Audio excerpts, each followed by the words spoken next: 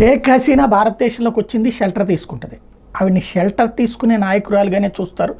ప్రధానమంత్రి హోదాలో పారిపోయి రావాల్సినటువంటి పరిస్థితుల్లో రాజీనామా చేసి వచ్చింది కాబట్టి ఒక నాయకురాలుగా ఆవిడకి ఇక్కడ విలువిస్తారు. కానీ సీన్ మారుతున్నటువంటిది ఏంటంటే, అదే సందర్భంలో బంగ్లాదేశీయులు భారత్లోకి వచ్చినటువంటి వాళ్ళు వేలు కాదు లక్షల్లో ఉన్నారు. ఇప్పుడు తాజాగా బయటపడుతున్నాయి. వాళ్ళల్లో 90% అని చెప్పంగానే అత్యధికులకి ఆధార్ కార్డులు వచ్చినాయి. ఈ ఆధార్లు ఎట్లా వచ్చినాయి అన్నటువంటిది అర్థం కాక తల్లడిల్లుతున్నటువంటి ప్రభుత్వాలు వాటి మీద వెరిఫికేషన్ పెడుతున్నాయి.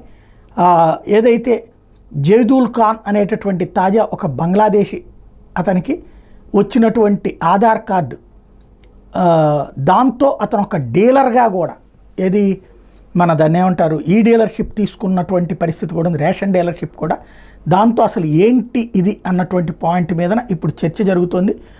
క్రమంగా కథ మారుతున్నటువంటి పరిస్థితి అయితే కనబడుతుంది.